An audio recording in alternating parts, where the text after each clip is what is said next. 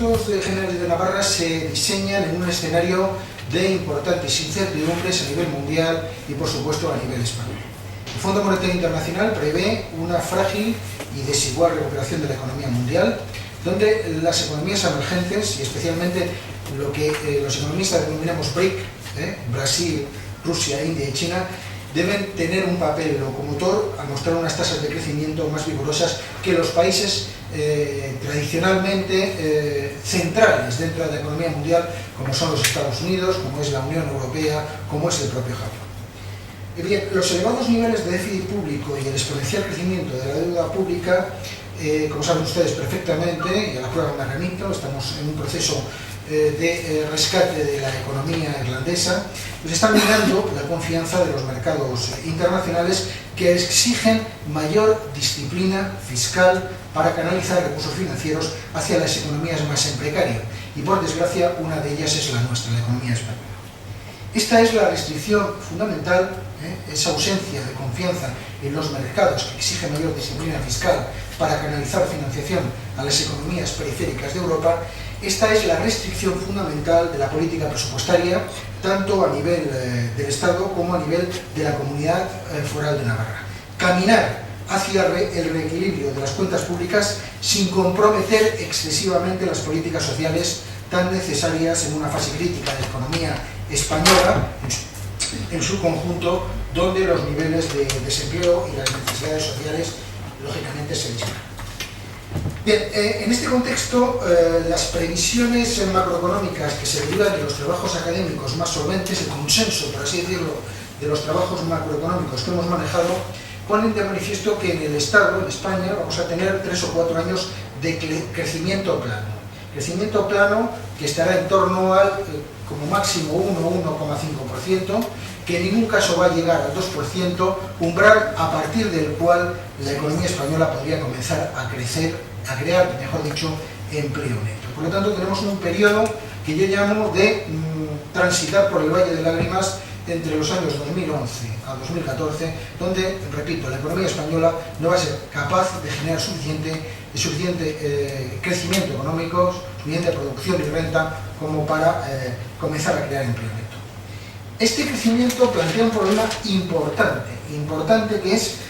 que va a obligar a un esfuerzo adicional en la contención del gasto público y probablemente, no hay que descartarlo, a un incremento indeseable de los impuestos para acelerar el proceso de consolidación fiscal, porque es evidente que España tiene que cumplir el objetivo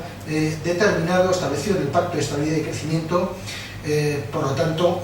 esos efectos adicionales de control del gasto público son presumibles si, como repito, los niveles de crecimiento no son los adecuados. Para Navarra la situación yo diría que es ligeramente mejor. Diría que es mejor, no ligeramente, que es mejor que en España. Mientras que el sector público navarro, como consecuencia del duro ajuste presupuestario, va a mantener una participación en el PIB negativa, el sector privado, a través fundamentalmente de las exportaciones y del consumo de los hogares, está ya contribuyendo a una salida incipiente de la crisis y a mantener, y esto es así, tasas de crecimiento, y lo iremos viendo el próximo año, tasas de crecimiento muy por encima a las que tiene el resto del Estado, a la media del Estado. Las buenas expectativas se ven confirmadas fundamentalmente por el comportamiento de la formación bruta de capital de la economía navarra, que anticipa un proceso de crecimiento para lo cual es necesario una capitalización empresarial. Yo diría que la economía navarra, al igual que entró en recesión más tarde que la española en su conjunto, está mostrando un perfil de reactivación más rápida que el resto del Estado en su conjunto, y este comportamiento se debe fundamentalmente, además del consumo privado, repito, al sector exterior, gracias a su elevada tasa de cobertura. La tasa de cobertura es el ratio entre exportaciones e importaciones. Hay que tener en cuenta que Navarra es la comunidad española con un mayor saldo comercial acumulado positivo. Los datos a nivel comparado sitúan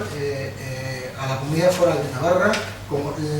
la que tiene mayor saldo positivo, con una cuantía absoluta de 1.375,9 millones de euros, con una tasa de cobertura del 166%, tasa de cobertura que se ha mejorado con los últimos datos de septiembre, que llegaría aproximadamente al 206% de índice, de indicador. O sea, quiere decirse que duplicamos las exportaciones respecto a las importaciones. Y en este contexto macroeconómico, los presupuestos generales de Navarra se caracterizan por ser unos presupuestos contractivos, con un doble objetivo. Por un lado, favorecer la recuperación económica y en segundo lugar, mantener con las restricciones financieras que impone el recorte del gasto público real y los compromisos de reducción del déficit y la deuda pública foral, mantener, repito, la actual estructura del gasto social. En mi opinión, las proyecciones de gastos e ingresos públicos parten de la consideración de un escenario macroeconómico de referencia ligeramente optimista. Hay que tener en cuenta que las previsiones de crecimiento del gobierno navarro sitúan a la comunidad foral con un crecimiento el próximo año de 1,7%, cuando el consenso de los analistas estima un crecimiento entre el 1,2 y el 1,4%.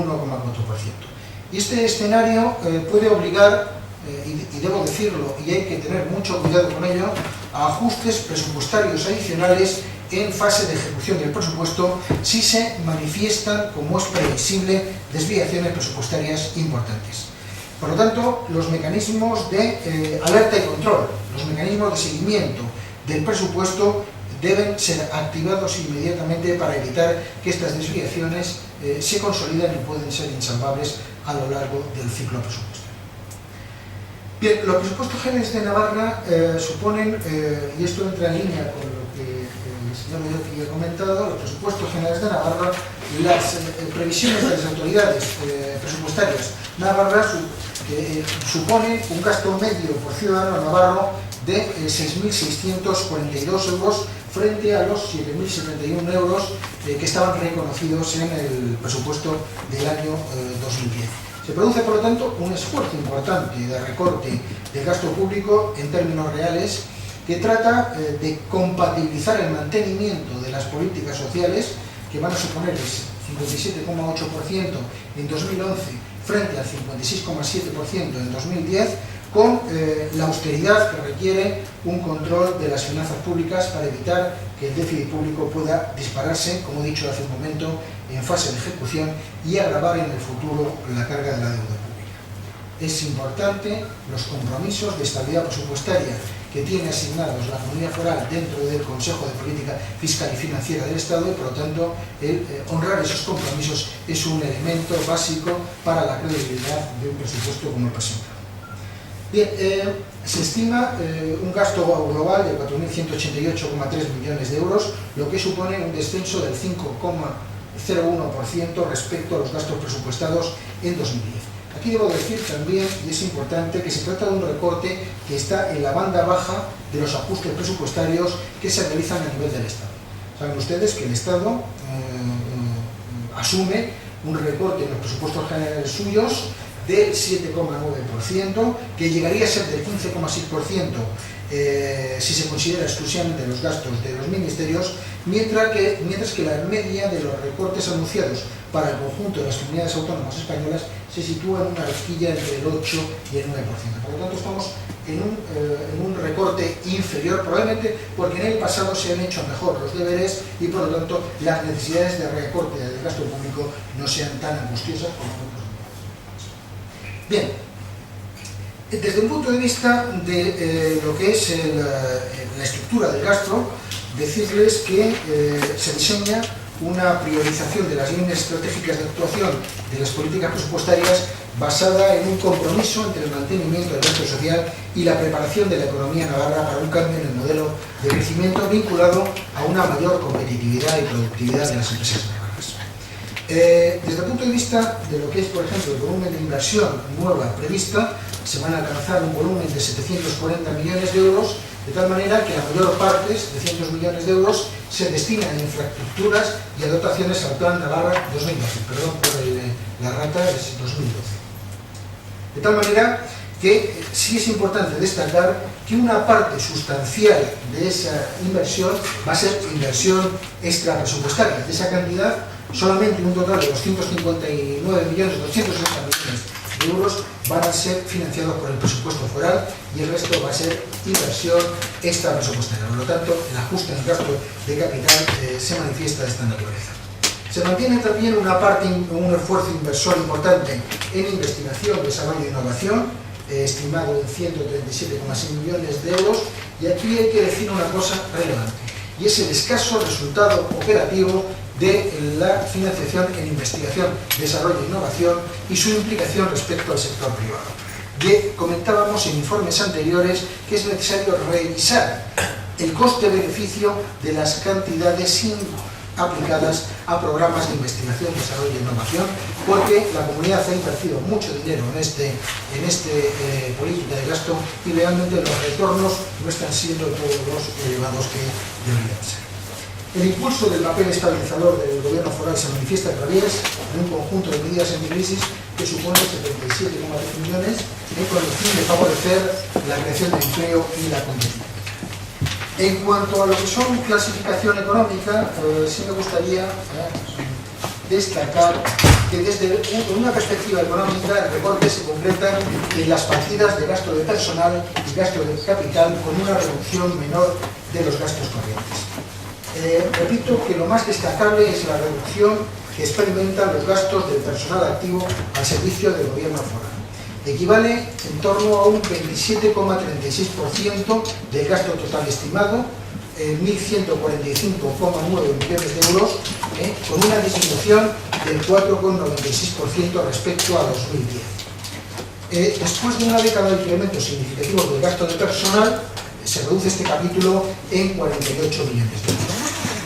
No pierdan de vista que esta partida ha experimentado subidas muy importantes en los 2 últimos años del ciclo de bonanza, que se ha debido no solamente a mejoras salariales, sino también a una mayor plantilla de la administración foral, que ha pasado de en torno a 22.000 trabajadores en 2006 a cerca de 25.000 en la actualidad. Bien, desde una perspectiva económica, repito, el recorte se ha concretado especialmente en las partidas de gasto de personal, gastos de capital, con una reducción en los gastos corrientes, con una menor reducción en los gastos corrientes. Estos son la forma más sencilla de recorte de los gastos y, por lo tanto, desde esa perspectiva yo creo que se podría haber hecho más, sobre todo teniendo en cuenta que en algunos gastos corrientes vinculados a la sanidad, fundamentalmente lo que es la farmacia hospitalaria, podríamos haber hecho un esfuerzo. Bien, merece comentarse el respaldo a las entidades locales navarras debido al incremento de las transferencias corrientes y de capital con el fin de socorrer la situación difícil por la que atraviesan algunos ayuntamientos navarros, y desde la perspectiva de los ingresos hay una reducción importante en el IRPF, en el impuesto de sociedades, que sería compensado con un incremento del IVA de un 21%.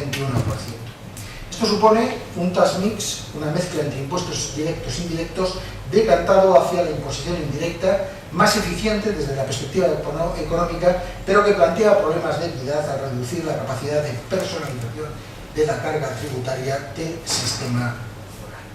En cuanto a política tributaria, yo destacaría el mantenimiento del conjunto de beneficios fiscales que desaparecen en el Estado, fundamentalmente el estímulo fiscal a la compra de la vivienda habitual. Se revisan un conjunto de medidas fiscales que han planteado problemas de eficiencia y equidad, como es el caso de las recolocaciones de trabajadores afectados por ERES, el transporte de trabajadores o la capitalización empresarial,